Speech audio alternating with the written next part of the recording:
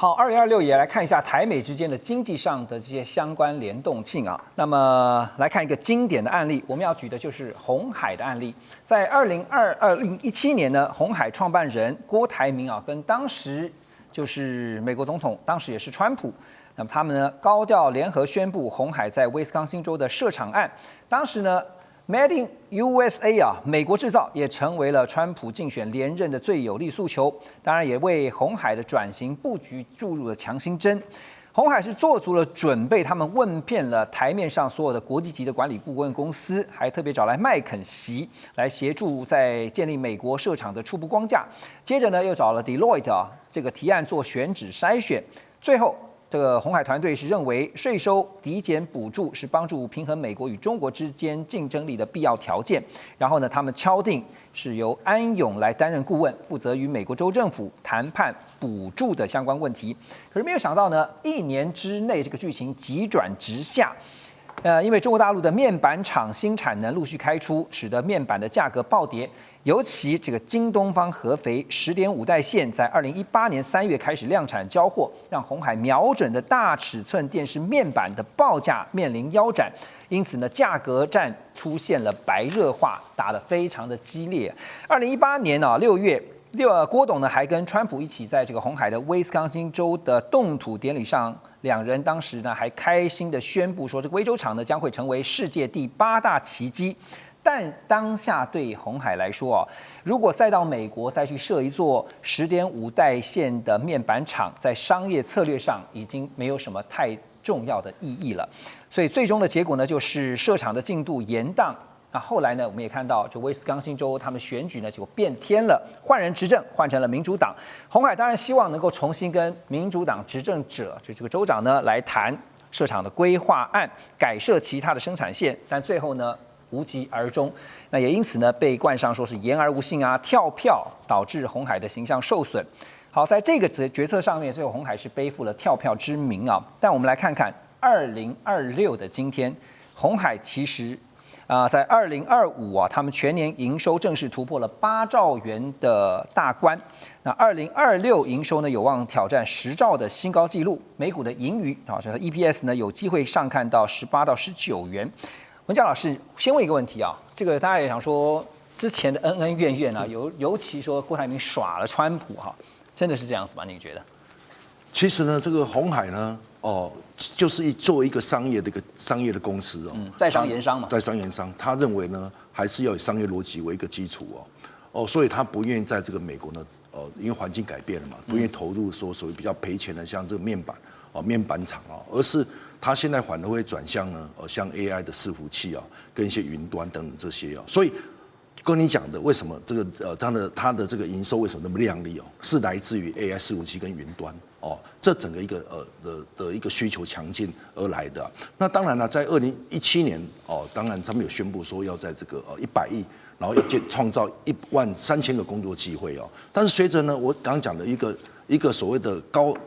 这个劳动成本，因为我们知道去美国，那劳动成本相之高那还有供应链的结构跟市场需求改变，因为现在台湾就是 AI 再 AI， 现在已经没有什么景气循环股了。我想骆董也知道，只有 AI 科技股。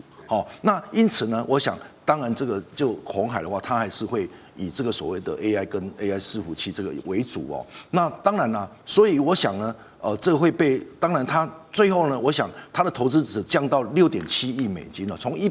我想从100亿到6.7亿美金，你看落差这么大，就会被外界就误会或者是说被戏称就是承诺多，但是这个所谓的实践的少。那因此呢，我想这个案子，我觉得并不是一个纯粹的政治的一个耍弄，而是真的是投资环境跟公司的盈利需求而导致的结果。不然可能会更加的亏损。对，是。我们看到当年郭台铭他不愿意说做亏本生意，所以呢不愿意在美国卖面板，然后呢造成大赔钱可是现在对照来看，台积电在那边投资了蛮多的台积电可以不在美国赔钱卖晶片吗？那当然了，就是其实台积电跟鸿海又不大一样因为台积电毕竟它是全球一个布局它可以这个所谓的抓东补西嘛，来做一个弥补。而且呢，我觉得鸿海它有这个一部分呢有政治考虑，就是美国优先它为了尤其这个川普他第2任呢，更祭出所有的一个高关税，那自然而然呢，他这个部分可能也为了他本身的厂的这个的公司营运。那此外，我想台湾政府也有相对的一个补助嘛，哈。而且你看，他现在台湾啊，遍地都是给他土地啊，给他盖厂。那我觉得这个东西可能也是需要政府的一个互相大家的配合，才能让这个台积电有别于鸿海。OK， 因为台积电现在看到在2026还是一样你看 AI， 所以它被 AI 追着跑，客户这个不缺。鸿海其实也搭上了 AI 的热潮，像其中之一就是辉达。那么辉达的执行长黄仁勋之前受访的时候也说，鸿海是辉达在 AI 云端领域的重要合作伙伴。那像也看到了这个鸿海董事长刘扬伟春节前呢也出席了所谓的兆元宴就是辉达宴请重要伙伴的这场聚会。先前呢，刘扬伟在法说会上对于2026年展望，他表达非常乐观的立场。法人方面也认为，受惠于 AI 产业的趋势确立，所以预估呢，鸿海将会随着那么 AI 机柜的出货量会持续的放量。好，陆董，请教一下鸿海是怎么样能够快速的打入？因为其实它转得很快，它立刻就能够转进打入 AI 供应链。他们靠的是什么样的产业战略呢？他们就是当初刘扬伟接任鸿海董事长以后，他就锁定3个方向，就智慧制造、智慧城市跟智慧电动车这3个方向。而且他把过去替 iPhone 组装厂，因为过去我们认为鸿海是一个组装厂而已，把 iPhone 手机把它组装好，把 iPad 这个平板电脑把它组装好，这样一个功能。但是他现在讲的，我不是指一个这样的一个组装，我可以不是卖一个零件基件给你。NVIDIA 的公司，我是把整个的机柜做好，我是 AI 基础设施的这个供应商，你只要开发 AI 软体，我帮你整个自建所有的机柜做好卖给你，让你来使用。所以所有的 AI 的这个创造者不管是 ChatGPT， 不管是 NVIDIA， 都要跟鸿海来合作，就是他在这方面做得很好，他把鸿海，你要做那个机柜，你要具备这个 GPU 的模组，你要基板，你要冷却系统，你要NVLink 的交换器，还有这个机柜，你这些全部你都要把它整合在一起，所以它充分发挥它 EMS 大厂电子整合原厂的能力，把一个机柜做好。那你知道一个机柜，真的一个鸿海的这个 AI 机柜就要1亿元以上，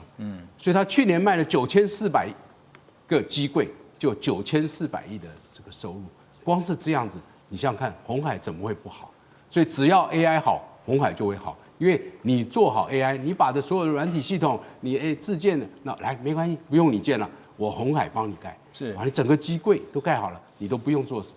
所以它会让像 NVIDIA、ChatGPT 这样的厂很乐意跟鸿海合作，所以黄仁勋才说是他重要的合作伙伴，因为 AI 里面除了晶片以外，最重要就是那个机柜，而机柜里面要有伺服器，那它才能够储存很多资料，所以 AI 算力中心也要靠它 ，AI 资料中心也要靠它，